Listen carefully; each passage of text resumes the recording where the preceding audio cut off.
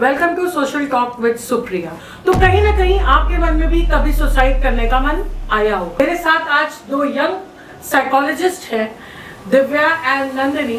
Mental set या हम इसको साइकोलॉजी की भाषा में स्कीमा फॉर्मेशन कहते हैं। बचपन जो फर्स्ट सेकंड थर्ड आ रहा है उसको सेलिब्रेट किया जा रहा है। To choose your career option, what you love and what you enjoy. हम एक पर्टिकुलर लेवल तक ही वो एक्टिविटी बार बार कर पाएंगे।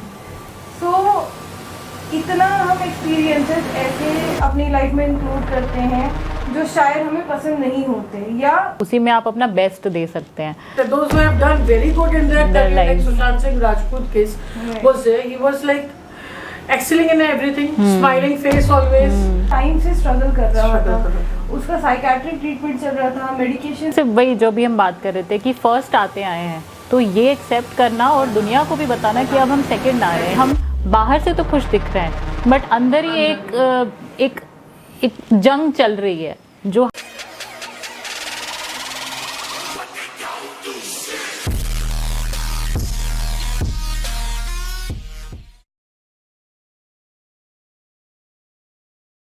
Welcome to social talk with Supriya. आज हम एक ऐसे टॉपिक पे बात करेंगे जिसके बारे में ज़्यादा बात नहीं होती है और इंडिया में सबसे ज़्यादा one of the highest country मानी जाती है सुसाइड के केस में। आपने देखा होगा कोई ना कोई आपका जानने वाला या खुद अगर आप अपनी तरफ से ऑनेस्ट होते हो, 100% ऑनेस्ट होते हो, तो कहीं ना कहीं आपके मन में भी कभी सुसाइड करने का मन आया होगा। तो आज इस इम्पोर्टेंट टॉपिक पे हम बात करना चाहते हैं जिसके बारे में ज्यादा डिस्कशंस नहीं होते हैं। मेरे साथ आज दो यंग साइकोलॉजिस्ट हैं, Divya and Nandini. Welcome Divya and welcome Nandini. Thank you. वो आपको आज बताएंगे सुसाइडल थॉट्स के बारे में, और अगर कोई एक्सपीरियंस कर रहा है वो सुसाइडल थॉट्स तो क्या मेजर्स हमें लेने चाहिए। Nandini, what are suicidal thoughts? कैसे पहचाने कि ये थॉट्स हमारे मन में आने वाले हैं या कोई ऐसा एक्सपीरियंस कर रहा है? So when we try to understand कि सुसाइडल थॉट्स होता क्या है, जब किसी के मन में ऐसे विचार आए, ऐसे ख्याल आए कि मेरी ज़िंदगी में, मेरे जीवन में अब कुछ रखा नहीं है, या कोई मीनिंग नहीं बचा है, या मुझे अपनी लाइफ एंड करनी है, काश मेरे साथ कुछ हो जाता कि मेरी लाइफ खत्म हो जाती, जिसको हम डेथ विशेस भी कहते हैं। लाइकवाइज भी से कि टेम्परेरी प्रॉब्लम्स का वो परमानेंट सॉल्यूशंस ढूंढते हैं सुसाइड में। राइट, जब एक फीलिंग ऑफ होपलेसनेस आने लगती है कि अब कोई सॉल्यूशंस नहीं बचे हैं, तो काश मेरी लाइफ ही खत्म हो जाती। ये सुसाइडल थॉट्स होते हैं। और कहीं ना कहीं ये जब एक्सेसिव एंजाइटी होती है, डिप्रेशन होती है, और कई बार लाइफ रिलेटेड डेली स्ट्रेसेस होते हैं, इसकी वजह से भी ये थॉट्स बढ़ जाते हैं लोगों में। आपने बहुत सही कहा, मतलब डेली लाइफ के स्ट्रेसेस भी कभी कभी छोटी छोटी बात पे भी हम लोग को सुनने को मिलता है कि किसी को डांट दिया बच्चे को तो उसे सुसाइड कर ली। काफ़ी यंगस्टर्स भी ये चीज़ को फेस करते हैं कि थोड़ा सा पापा ने डांट दिया फ्रेंड्स के बीच में तो हम लोग सुनते हैं कि उन्होंने सुसाइड कर ली।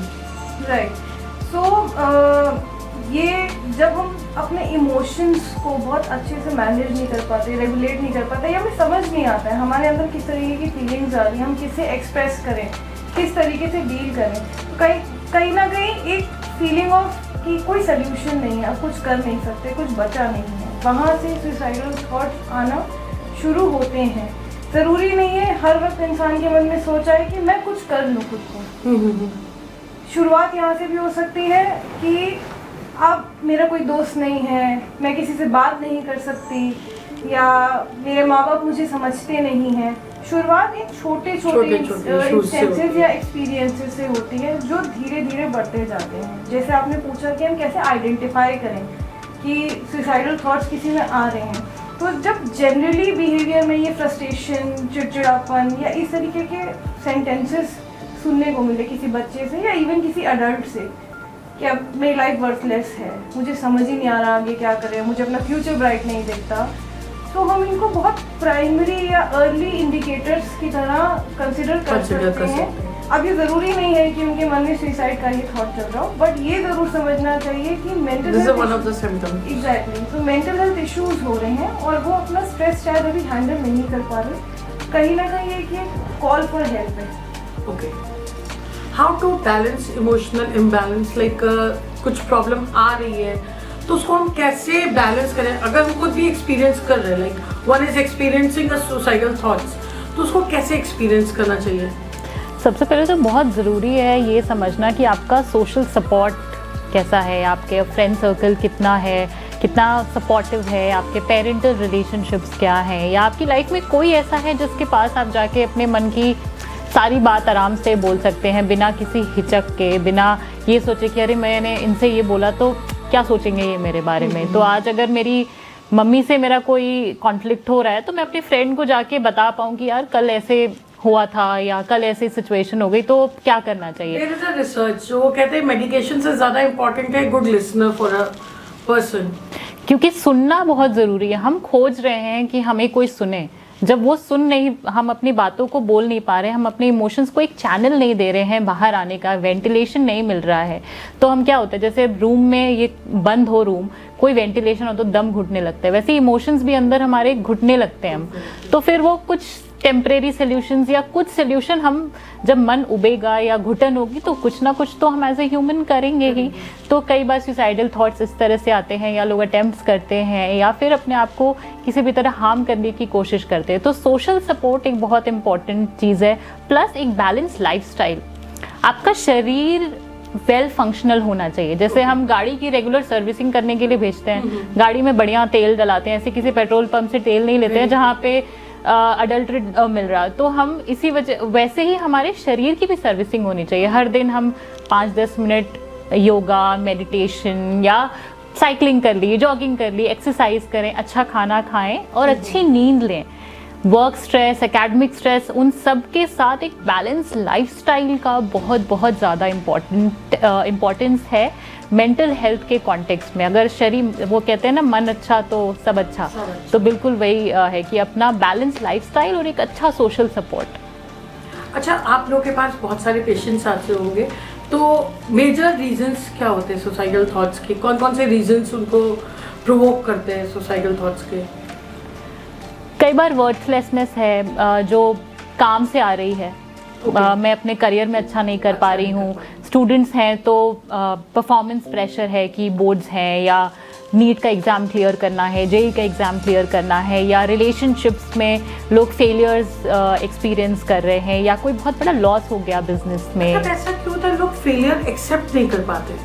How to deal with failures, because that is very important, because always you won't be on your highs, there will be lows, but now people are not able to digest that lows. Is it because of their image, or this is because of social media, that what people are going to think about them? What it is? I believe एक बहुत young age से बच्चा जब school जाना शुरू करता है उसको एक चीज़ सिखाई जाती है, तुम्हें क्लास में फर्स्ट आना है, तुम्हें 90% parental pressure is there, right? Even initial teaching ही यही होती है कि अगर तुम स्टेज पे डांस परफॉर्मेंस कर रहे हो, you should be winning it, first आना है। Is the one thing that हम कंटिन्यूसली लाइफ में सीखते हैं। तो हमें बार बार ये सिखाया जाता है कि तुम्हें जीतना है लाइफ में, अगर तुम हार रहे हो तो वो सही नहीं है, वो एक्सेप्टेबल नहीं है।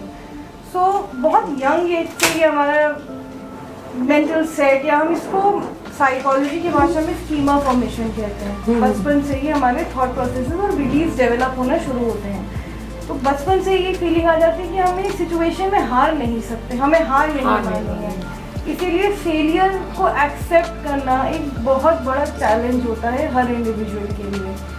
एंड स्कूल में भी, कॉलेज में भी जो फर्स्ट सेकंड थर्ड आ रहा है उसको सेलिब्रेट किया जा रहा है, उसको रिवॉर्ड्स मिल रहे हैं, एक स्टेटस हमें मेंटेन करके रखना है। अगर और हमारा नहीं होता तो लोग, बच्चों में भी बिल्कुल जैसे कि ये बता रही है स्कीमा, तो वो कॉग्निटिव वायरिंग ही बचपन से वैसी होती है, ये करना है, फर्स्ट नहीं आओगे तो कैसे काम चलेगा, रेस में भी फर्स्ट आना है, जो भी करो सब, हाँ सब फर्स्ट आओ, करो, इंजीनियर फर्स्ट डॉक्टर बनना है, there is a lot of pressure. मतलब बहुत एग्जैक्टली करियर चूजिंग में भी बहुत ज्यादा प्रेशराइज कर दिए जाते हैं बच्चे कि no you have to go into a science stream, तुम कॉमर्स स्ट्रीम नहीं ले सकते। तो वो प्रेशर कहीं ना कहीं तो जाके वो निकलेगा। जैसे बलून में अगर उसकी कैपेसिटी से ज्यादा हवा भरेंगे तो फट जाता है, तो स्ट्रेस भी वैसे ही है। कॉन्सेप्ट है इकिगाई कि you need to choose your career option, what you love and what you enjoy.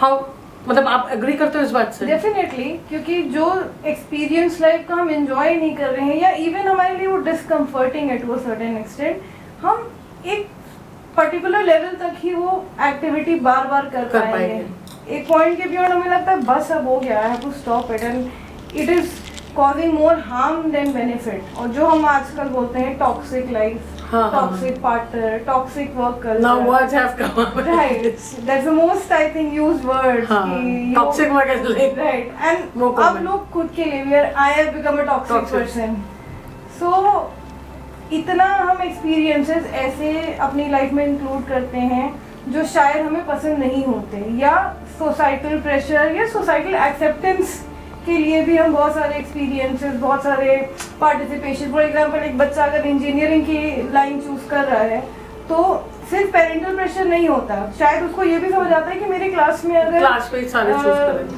40 students यही करियर चूज करें, so that is the right thing and that is something that should be done. So एक acceptance to be a part of the society कि मैं कुछ बहुत अलग ना करूं या लोगों से अलग ना दिखूं। और वो एफिशिएंसी भी फिर आपकी बेहतर, जो आप इंजॉय करते हैं, जो आपको अच्छा लगता है, उसी में आप अपना बेस्ट दे सकते हैं।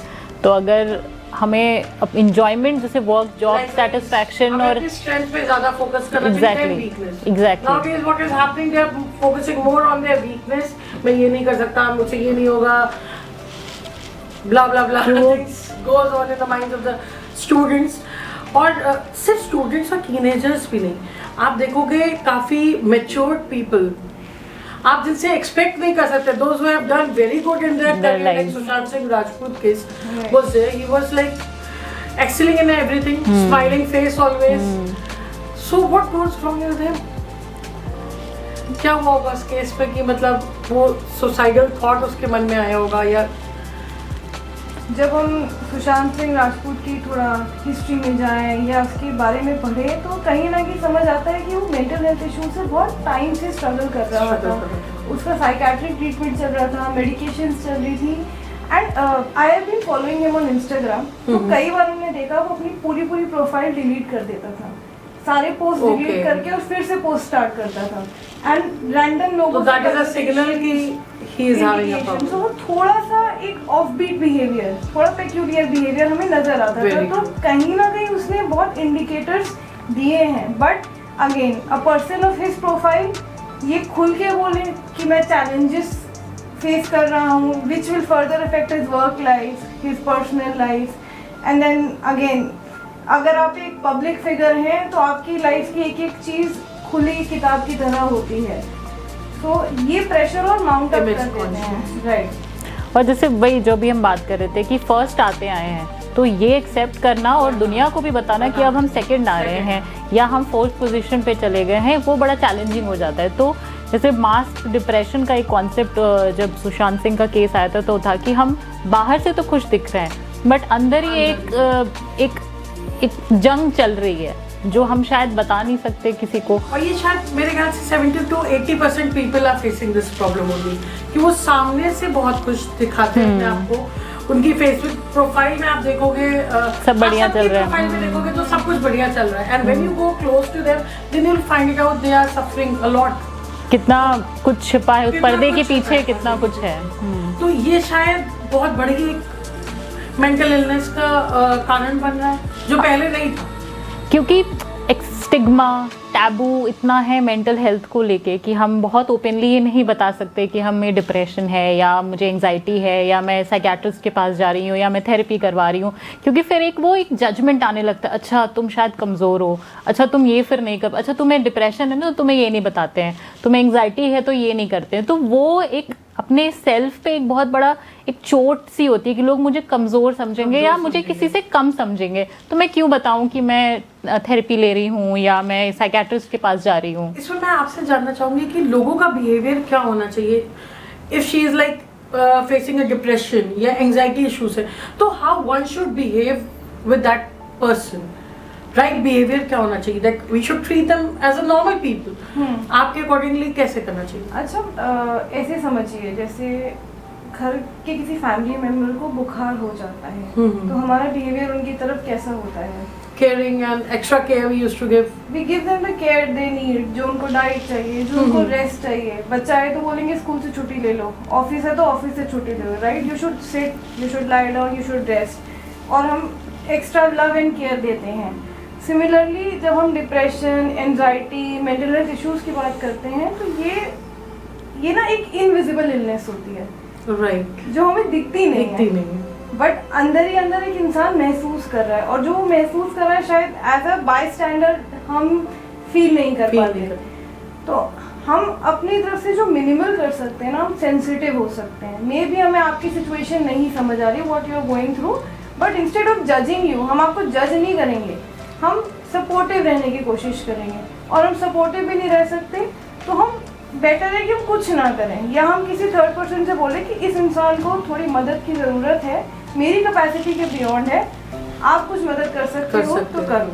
तो इन शॉर्ट हमें थोड़ा सेंसिटिव, केयरिंग, उनको एक स्पेस दे कि वो अपने आप को एक्सप्रेस कर सके, बोल कर सके. एंड हैविंग सेड दैट, अगर प्रोफेशनल हेल्प की ज़रूरत है, मान लीजिए थेरेपी की ज़रूरत है या मेडिसिन की ज़रूरत है, तो वो एक्सेसिबिलिटी हम उनको प्रोवाइड करें कि आप जाओ, एनकरेज करें कि आप ये फैसिलिटीज़ लो. आई मीन जब हम अगेन फीवर होगा तो हम डॉक्टर के पास जाएंगे ही जाएंगे. तो यहाँ बिकॉज काफी लोग जाने से कतराते हैं, मेडिसिन लेने से डरते हैं कि शायद बहुत नींद की मेडिसिन दे देंगे तो हमें हर वक्त नींद आएगी, हम कुछ कर नहीं पाएंगे, हम काम नहीं कर पाएंगे. So what you want to say about that?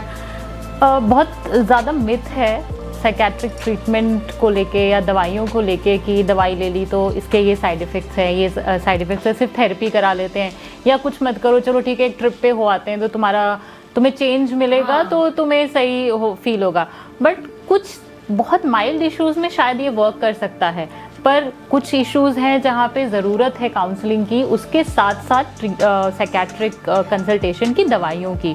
तो काउंसलिंग से क्या है, स्किल बिल्डिंग आती है. जैसे स्विमिंग हम सीखते हैं तो हमें फिर अब हम कहीं पे भी स्विम करें तो हमें कोई लाइफ जैकेट की ज़रूरत नहीं होगी. बट जब इनिशियली सीखना शुरू करते हैं तो किसी के सपोर्ट के साथ करते हैं, तो वो जो सपोर्ट होता है वो साइकेट्रिक मेडिसिन का होता है, तो वो बॉडी में इंटरनली जाके काम करती है. और काउंसलिंग फीलिंग्स, इमोशंस, इन सबको काउंसलिंग से हम रेगुलेट करना सीखते हैं. तो इसीलिए ज़रूरी है. और मिथ्स होते हैं, पूरा साइको एजुकेशन का इसीलिए पूरा कॉन्सेप्ट है हमारे प्रोफेशन में, जहाँ पे हम पूरी तरीके से बताते हैं कि आप ये दवाई खा रहे हैं, इसके ये साइड इफ़ेक्ट्स होंगे कुछ समय तक. तो इसके लिए भी आपको क्या करना है, आप अच्छी नींद लें, अच्छा खाना खाएं, एक्सरसाइज करें, रेगुलरली थेरेपी लें, तो ये वो साइड इफ़ेक्ट्स भी मैनेज होते हैं. बिल्कुल बिल्कुल बिल्कुल बिल्कुल.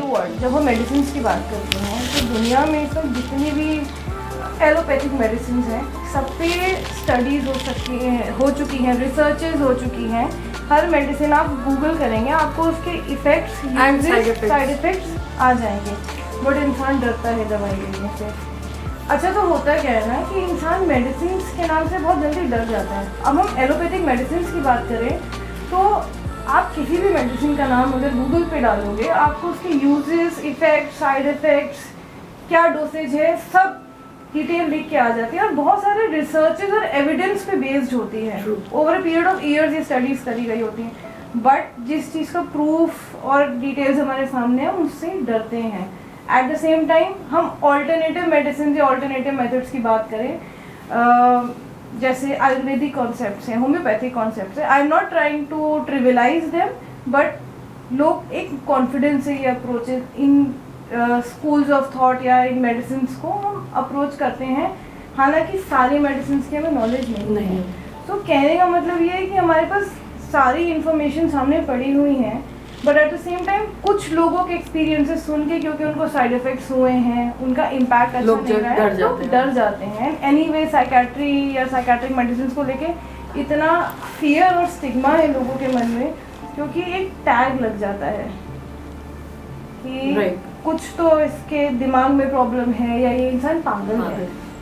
उससे बेसिकली लोग पागल नहीं कहलाना चाहते. पहले लोग कहते थे ये साइकियाट्रिस्ट के पास जा रहे हैं तो ये पागल हो गए. तो जितना समस्या का भय नहीं होता है, जितना हम अपनी परेशानी से नहीं परेशान होते हैं, लोग क्या कहेंगे मैं जब साइकियाट्रिस्ट के पास जाऊंगी, उससे हम परेशान होने लगते हैं. देखा गया है काफी बच्चों में ये फैट काइंड ऑफ थिंग हो गया है कि हमें जाना है साइकियाट्रिस्ट के पास जाना है या साइकोलॉजिस्ट के पास जाना है, हमें इनसे बात करनी, because everybody is going, that's why I need to गो।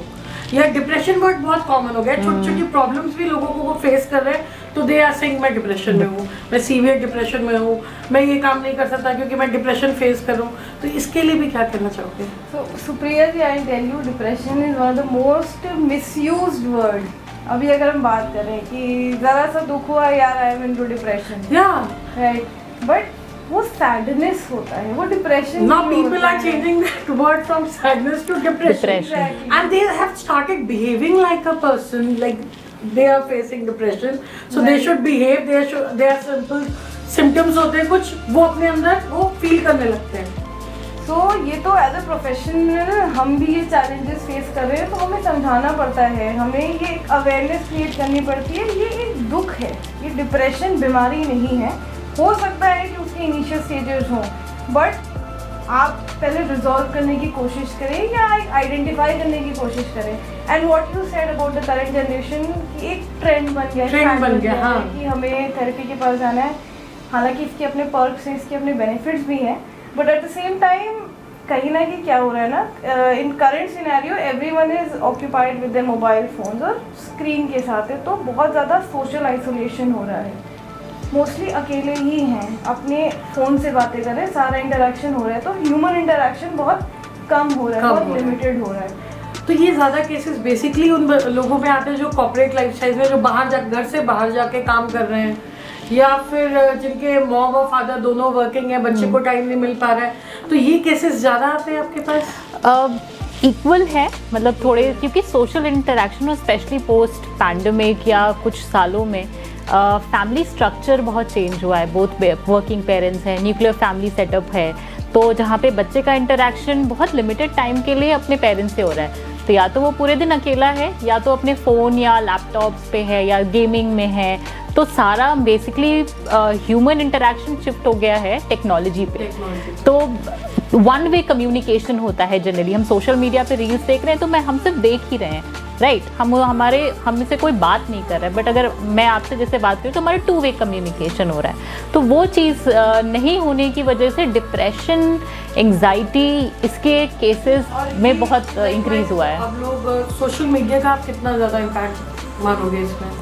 बहुत है। और जो आप बोल रहे थे कि बच्चे आजकल जो बहुत आगे आके कहते हैं कि हाँ मुझे थेरेपिस्ट के पास जाना है, इसमें भी सोशल मीडिया का एक बड़ा रोल है, क्योंकि सोशल मीडिया पे बहुत सारे इन्फॉर्मेशन अवेलेबल है। तो 4 सिम्टम्स हमने पढ़े तो लगा अच्छा मुझे भी तो ये हो रहा है, तो मुझे काउंसलर के पास ले जाओ। और बच्चों को अब अवेयरनेस है, जैसा नंदी ने कहा कि वो अच्छी चीज़ है कि उनको अवेयरनेस है कि अगर मेंटल हेल्थ कंसर्न हो रहा है या एग्जाम से पहले एंग्जाइटी हो रही है तो मुझे एक साइकोलॉजिस्ट के पास जाना है। बट वही है कि उसमें फिल्ट्रेशन नहीं है, कि वो एक समंदर है और वहाँ पे हम सब बस सारी इन्फॉर्मेशन अवेलेबल है, हम आइडेंटिफाई नहीं कर पाते कि क्या सही है और क्या गलत है। अच्छा, आप लोग थेरेपीज जो रिकमेंड करते हो, कुछ आप बताना चाहोगे कौन सी थेरेपीज आप रिकमेंड करते हो in case of a suicidal thoughts अगर किसी को आ रहे हो तो? सो जब हम थेरेपीज़ की बात करते हैं, इनिशियली जो एक जनरल सबको एक सजेशन दिया जाता है कि मन में जब ऐसी फीलिंग है ना किसी से बात करो, टॉक टू समवन। अगर आपके पास वो कैपेसिटी नहीं है कि आप प्रोफेशनल हेल्प ले सकते हो, टॉक टू समवन, ठीक है। अब उसका साइड इफेक्ट क्या है कि कई बार हम अपनी तरफ से तो बात करने की कोशिश करते हैं, बट सामने वाला वैसे रिस्पॉन्स नहीं करता, तो और भी ज़्यादा एडवर्स केस हो जाता है उस केस में। सो इन केसेस में ऐसे बहुत से प्लेटफॉर्म्स हैं और ऐसे हेल्पलाइन नंबर्स हैं, नेशनल हेल्पलाइन नंबर्स हैं जिन पे आप कॉल कर सकते हैं, जिन पे आप इंडिकेट कर सकते हैं। वहाँ से आपके पास टीम आती है, लोग आते हैं, आपको on call counselling, telephonic counselling provide. And of the show मैं जानना चाहूँगी कौन से हेल्पलाइन नंबर्स हैं और इसके बारे में। अच्छा, सुसाइड के लिए एक और वर्ड यूज़ होता है, खुदकुशी। तो इसमें खुशी की क्या बात है जो इसको कहते हैं खुदकुशी या फिर कमिट सुसाइड?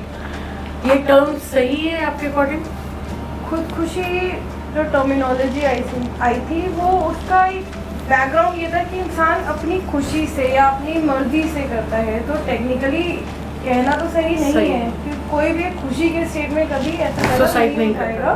वो एक, लाइक आई सेड अर्लियर, एक क्राई फॉर हेल्प है। कोई अपना जीवन खत्म नहीं करना चाहता है at the end of the day. Everyone wants to live a life, but जब लगता है कि अब कुछ नहीं बचा है या हम आगे कुछ नहीं कर सकते हैं या मेरे पास अब कोई मदद करने के लिए भी नहीं है, तो वो एक अटेम्प्ट की तरफ इंसान जाता है। अब जो हम जनरली सुनते हैं, पढ़ते हैं, हर जगह लिखा होता है XYZ committed suicide, he tried to commit suicide. तो कमिट कोई एक्ट की तरह हम उसको अगर बोल रहे हैं तो हम किसी की फीलिंग्स को, किसी की मानसिक स्थिति को हम बहुत ट्रिविलाइज कर रहे हैं, बहुत छोटा कर दे रहे हैं। वो एक पर्पसफुली, अगेन तुम बोले ना, पर्पसफुली इंसान नहीं करता है, वो एक मजबूरी में करता है। तो कमिट टर्मिनोलॉजी भी अब धीरे धीरे बाहर जा रही है, सोशली एक्सेप्टेड टर्मिनोलॉजी नहीं है। He did suicide, he attempted suicide, XYZ died by suicide, ये टर्मिनोलॉजीज यूज होती हैं। ओके, पहले जैसे सुसाइड को हम क्राइम मानते थे, सो उसमें क्या टेक है आपका कि is it a crime to commit a suicide? अगर कोई सुसाइड कर रहा है और वो बच जाता है तो क्या उसको सज़ा होती है इन दैट केस? 2017 से पहले तक suicide was considered a crime as per the Indian laws, but 2017 में 2017 में जो मेंटल हेल्थ केयर एक्ट आई है उसने बहुत क्लियरली ये स्पेसिफाई किया है कि suicide is not a crime and the act decriminalise the act of suicide. उसमें ये क्लियरली बोला गया है that it's a mental health issue, it's a mental health concern and needs to be addressed. So अगर कोई इंसान ये suicide की कोशिश करता है तो उसको मदद दी जाती है। ऐसा नहीं है, आज के समय में भी पुलिस केस होता है, पुलिस पहुंचती है, बट दैट डजंट मीन कि उसका ये अटेम्प्ट एक क्राइम की तरफ जाता है। एंड अगर कोई सुसाइड नोट मिलता है उसमें किसी का नेम मेंशन है कि इसकी वजह से इस पर्सन ने सुसाइड कर ली, तो इन दैट केस अगेन वो एक क्लैरिटी नहीं दिखाता है कि इसकी वजह से ही करें, क्योंकि ऐसे समझिए कि हम आपसे मिले और मेरा आपको लेके कुछ इंटरप्रिटेशन या मेरी कुछ फीलिंग्स हो, ज़रूरी नहीं है आप रियलिटी में भी वैसे ही इंसान हो। अगर मैं कुछ बुरा सोचती हूँ, ज़रूरी नहीं आप एक बुरी इंसान हो या बाकी लोग भी वैसा सोचते हैं। तो वो एक बहुत इंडिविजुअल एक्सपीरियंस और इंडिविजुअल फीलिंग हो सकती है in a lot of cases, not every time. Okay, so एक लेटर के बेसिस पे अगर हम किसी और को सज़ा दे रहे हैं वो भी जस्टिफाइड नहीं है, इसीलिए उसका प्रॉपर एक असेसमेंट होता है। इन सब चीज़ों के लिए proper psychological processes, counselling, legal counselling होती है, उसके बाद ही किसी फैसले पे पहुंचा जाता है। Okay, nowadays we are seeing there are many retreat centres, बहुत ज़्यादा बन गए हैं जो पहले नहीं थे। अब आजकल लोग 7 डेज के लिए, वीक्स के लिए प्रोग्राम्स लेते हैं। So is that helpful for the people? It is definitely, वो एक कुछ शॉर्ट पीरियड ऑफ टाइम के लिए हमें डिस्कनेक्ट करने में हेल्प करता है लाइफ से, हाँ, वर्क से, या सोशल मीडिया है, या कोई अगर टॉक्सिक इन्वायरमेंट में रह रहा है या फैमिली स्ट्रक्चर डिस्टर्प्टेड है, तो उससे 7 दिन हम डिस्कनेक्टेड रहते हैं और रिचार्ज हो जाते हैं। तो इसीलिए रिट्रीट, क्योंकि वही है कि हम जैसे जो हम शुरुआत में बात करते हैं, कोई सुनने वाला हो, किसी से हम आराम से बैठ के बात कर पाएँ या कुछ हम अपने मन की चीज़ें कर पाएँ, तो वही रिट्रीट का पूरा कॉन्सेप्ट में ही यही है और वो हेल्दी है। मेडिटेशन करना इस टाइम पे हेल्दी होता है? ऐसे पेशेंट्स को करना चाहिए मेडिटेशन? मेडिटेशन डेफिनेटली बहुत हेल्पफुल होता है, but at the same time अगर कोई क्राइसिस सिचुएशन है या बहुत ओवरवेलमिंग स्टेट ऑफ इमोशन है कि इंसान से अपने इमोशंस या अपनी फीलिंग्स उस वक्त हैंडल नहीं हो रहे, तो उस टाइम वो बर्स्ट कर सकता है। तो ज़रूरी है कि हम और तरीक़ों से थोड़ा कामर, थोड़ा एक और शांत स्टेज में जाके फिर मेडिटेशन की तरफ जाएं, तो वो ज़्यादा हेल्पफुल होगा। नहीं तो कई बार डिटेरियोरेट भी हो सकती है। तो क्राइसिस मैनेजमेंट में meditation is not an option, rather अगर हम इसको एक लाइफस्टाइल की तरह समझें, अपने दिनचर्या में इंक्लूड करें, तो उसके बेनिफिट्स कहीं ज़्यादा होंगे। ओके, प्रिवेंटिव मेजर्स में अगर हम इसको यूज़ करें तो वो ज़्यादा बेनिफिशियल होते हैं। आप कुछ सजेस्ट करना चाहोगे way of living to the people कि कैसे हमें अपना पूरा दिनचर्या प्लान आउट करना चाहिए? और अगर किसी के मन में ऐसे थॉट्स आ रहे हैं तो उनके लिए कुछ आप मोटिवेशनल चीज़ कहना चाहोगे कि ये सब चीज़ें टेम्परेरी है, थिंग्स चेंज? एक जो हम लोग बहुत डिस्कस कर रहे हैं, लाइफस्टाइल बैलेंस। लाइफस्टाइल अगर आपकी है तो आपका स्ट्रेस को डील करने का या स्ट्रेस को एक्सपीरियंस करने का भी वो परसेंटेज कम हो जाता है। तो लाइफस्टाइल हेल्दी रखना, अच्छी नींद के साथ कॉम्प्रोमाइज़ जब हम करना शुरू कर देते हैं तो हम अपने आप को पुश कर रहे हैं अनहेल्दी हैबिट्स के लिए। आजकल लोग रात भर टीवी देखते हैं तो वो या फिर उनका वर्क कल्चर ऐसा है कि they are working in MNCs, तो वो रात की नींद नहीं ले पाए। तो आप दिन में फिर लेकिन 7 hours of sleep, 6 to 7 hours of sleep लेना बहुत ज़रूरी है। बैलेंस डाइट खाना और 30 मिनट्स एक्सरसाइज करना हर दिन। अगर हर दिन नहीं है तो 5 into 30 का फॉर्मूला है। हफ्ते में 5 दिन अगर आप 30 मिनट की कोई भी एक्सरसाइज कर रहे हैं, वॉकिंग है, साइकिलिंग है, ज़रूरी नहीं कि आप जिम ही जाएं, योगा है, जॉगिंग है, कुछ भी है, लेकिन करें। बैलेंस डाइट खाएं, 2 मील्स 3 मील्स, पानी पिएं एडिक्वेट अमाउंट में, रेगुलर जैसे हम कह रहे सर्विसिंग की बात कर रहे थे तो बॉडी चेकअप्स, इतना ये जो सेल्फ केयर है ये भी एक सेल्फ केयर है। हमें बाकी सब वाइटल्स के बारे में तो पता चल जाता है, मेंटल हेल्थ के लिए कौन सा ऐसी चीज है जिससे हमें पता चल रहा है कि no I am suffering from a mental health problem? Mental health के कुछ इंडिकेटर्स हैं, ऐसे बॉडी चेकअप्स में बहुत एक्यूरेट तो नहीं है बट कुछ ऐसे इंडिकेटर्स हैं जो फुल बॉडी चेकअप्स में आते हैं। अगर वो लोअर लेवल पे हैं तो ये इंडिकेशन जैसे थायराइड है, विटामिन डी है, डी डेफिशिएंसी है या B12 की डेफिशिएंसी है, तो ये मेंटल हेल्थ प्रोफाइलिंग में ज़्यादातर चेक इन होता है। अगर ये इसमें डेफिशिएंसी है तो डिप्रेशन लाइक सिम्टम्स या एंजाइटी, ये कुछ सोडियम की आपके जी तो हाँ, तो ये कुछ इंडिकेटर है तो तुरंत इसको एड्रेस करना ज़रूरी है। प्लस वही जो सोशल सपोर्ट है, तो सोशल सपोर्ट अगर अच्छा है तो आप अपनी लाइफ में नेविगेट कर पाएंगे। हॉबीज प्रैक्टिस करना, एंड आई थिंक आगे नंदिनी बताएगी। आई टेल यू व्हाट, ये जो हमारे फिजिकल हेल्थ इंडिकेटर्स है ना, यही बहुत मेजर इंडिकेटर्स होते हैं हमारे मेंटल हेल्थ के लिए, क्योंकि अब ये अगेन यूनिवर्सली एक्सेप्टेड प्रूवन, हम एक बायो साइकोसोशल मॉडल से लाइफ को, इलनेस को, फ्यूचर को इस तरीके से देखते हैं। बायो मतलब हमारी बायोलॉजिकल मैकेनिज्म्स, बॉडी के मैकेनिज्म, हमारे जेनेटिक का रोल या हमारे बायोकेमिकल फीचर्स, हमारे हार्मोनल हेल्थ, ये सब हमारे बायो में आ जाता है। साइकोलॉजिकल मतलब हमारी खुद की पर्सनैलिटी ट्रेट्स जो बचपन से ओवर पीरियड ऑफ टाइम हम डेवलप करते हैं। कुछ लोग जल्दी स्ट्रेस लेते हैं, कुछ लोग सेम सिचुएशन में कामर स्टेट में रहते हैं। फॉर एग्जाम्पल एक बच्चे का एग्जाम है तो एक बच्चा बहुत डरा हुआ है और एक बच्चा दूसरा चिल है एकदम कि हो जाएगा, देखा जाएगा। सो हमारी इंडिविजुअल कोपिंग मैकेनिज्म भी अलग होता है। तो ये हमारे ऐसे ही और भी बहुत सारे फैक्टर्स हमारे साइकोलॉजिकल स्टेट में आ जाते हैं।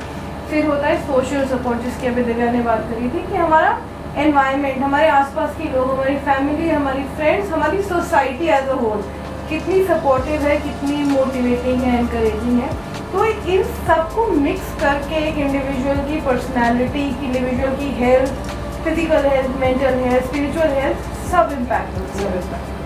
जब किसी भी एक एरिया में डिसबैलेंस आता है ना, तो हमें इनिशियली फिजिकल हेल्थ के फॉर्म में ही सिम्टम्स दिखने लगते हैं, जैसे कि एक्सेसिव हेडेक, स्टमक एक।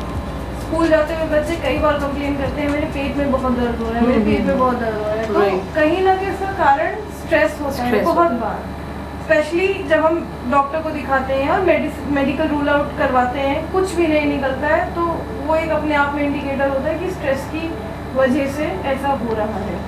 So body aches, back pain problem, shoulder pain, breathing difficulties, increase in ESMA, ये सारे कहीं ना कहीं मेंटल हेल्थ की वजह से अब बहुत ज़्यादा इम्पैक्ट हो रहे हैं और हमें क्लियर इंडिकेटर्स मिल रहे हैं। तो इंडिकेशंस हमारे सामने हैं, इस जस्ट कि हम उसको एक दूसरे लेंस से देखने की कोशिश करें तो कहीं ना कहीं समझ आ जाए। इनको अगर हम स्पिरिचुअलिटी से कनेक्ट करके देखें तो कहाँ पे हेल्प मिल सकती है स्पिरिचुअलिटी से लोगों को? बिकॉज कहते हैं ना कि चक्रास होते हैं हमारी बॉडी में, and if your throat chakra, solar plexus chakra is disturb, तो बेसिकली ये इमोशनल इश्यूज की वजह से ये आती है इलनेस। तो स्पिरिचुअलिटी से कैसे हम बाहर आ सकते हैं ऐसे केसेस में? बिलीफ है, अगर आपका स्पिरिचुअलिटी में बिलीफ है तो अगर आपका कोई गाइड है, कोई गुरु है, आप उनसे कनेक्ट हों, या कुछ रीडिंग्स हैं, रीडिंग्स करते हैं, जैसे गीता है, कितने सारे उपनिषद हैं, बुक्स हैं जिसपे आप पढ़ें तो उससे सेल्फ एक गाइडेंस मिलता है। तो वो एक होता है ना, आपको एक कंधे पे कोई हाथ रख के बस बोलता है कि हाँ सब ठीक हो जाएगा, तो वो एक फीलिंग आती है स्पिरिचुअल हीलिंग। जी जी जी, तो अगर वो है और ये किसी इंडिविजुअल के लिए वर्क करता है तो वो उसमें स्पिरिचुअल हीलिंग एक अच्छा मीडियम है, मेंटल हेल्थ में सपोर्ट, मेंटल हेल्थ हीलिंग में सपोर्ट करता है वो। Okay, thank you so much for being there. आगे हम लोग नेक्स्ट एपिसोड पे कंटिन्यू रखेंगे और बात करेंगे मेंटल हेल्थ के बारे में दिव्या और नंदिनी से, कि सोशल मीडिया और ये इंस्टाग्राम इन्फ्लुएंसर्स से कैसे किसी की मेंटल हेल्थ पे इफेक्ट आता है, कैसे हम कितने घंटे मोबाइल पे रील स्क्रॉल करते रहते हैं और वो हमारे मेंटल हेल्थ को कैसे इफेक्ट करती है, इसके बारे में और जानेंगे हम दिव्या और नंदिनी से। Thank you. Thank you.